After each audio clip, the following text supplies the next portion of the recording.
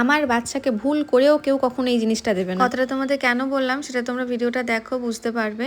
তো আজকের আমি সকালবেলা উঠে আগে ঘরটা পরিষ্কার করে নিয়েছি, তারপর চলে এসেছি ঘর মুছতে। ঘরটা ঝাড়ু দেওয়া হয়ে গেছে, ব্যালকনিটা একটু নোংরা হয়েছিল, শ্রেয়াংশী তো এখানে খেলে টুকটাক, তো ভাবলাম ব্যালকনিটাও একটু মুছে দিই। ব্যালকনি ঘর সমস্ত কিছু মুছে আমার স্নান টান করতে আজকে অনেকটাই লেট হয়ে গেছিলো। আর আগের দিনও হয়েছিল প্রচুর বৃষ্টি আর মেঘ করেও ছিল, আর আজকেরও হয়েছে প্রচুর বৃষ্টি, মেঘ করেছিল। আমার আজকে সমস্ত কিছু কমপ্লিট করতে করতে প্রায় 3টে বেজে গেছিলো, আর 3টে থেকেই শুরু হয়ে গেছিলো একদম বিশাল ঝড় বৃষ্টি। তো এখন আমি ঘরটর মুছে তারপরে চলে এসেছি শ্রেয়াংশীর জন্য একটু হাবিজাবি রান্না করতে। আজকের মাছ নেই, তো শ্রেয়াংশীর সেই জন্য একটু সব রকম সবজি দিয়ে একটু ঝোল বানিয়ে দিয়েছি।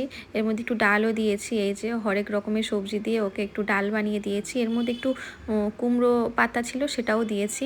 এর মধ্যে পটল আছে, কুমড়ো আছে, আলু আছে, সমস্ত কিছু দিয়ে আর অল্প একটু ডালও দিয়েছিলাম, দিয়ে এই যে সবজি দিয়ে একটা ডাল বানিয়ে দিয়েছি। আজকে দুপুরবেলা ও এটাই খাবে, মাছ না থাকলেও ওকে এইরকমই বানিয়ে দিই।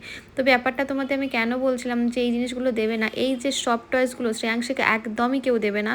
যারা শ্রেয়াংশীকে গিফট দেয় বা দেয়, যারা ভিডিওটা দেখছে, একদমই কেউ দেবে না ওকে, কারণ ও এগুলো নিয়ে খেলে না। এগুলো শুধু শুধু বস্তাবন্দি করে রাখা থাকে, শুধু শুধু দেখলে আমি ও চাইলেও আমি ওকে এই পুতুলগুলো দিলাম, আর পুতুলগুলো দেখো সমস্ত এইভাবে নিচে ফেলে দেবে, খেলবে না, এইরকমই পড়ে থাকবে।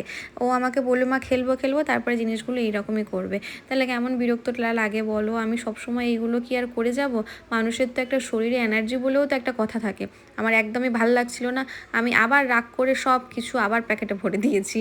আমি বলি তোকে আর কোনো দিন আমি এসব নিয়ে খেলতে দেবো না, দেখ যতদিন না তুই বড়ো হবি বুঝবি ততদিন আমি এগুলো একদমই দেবো না।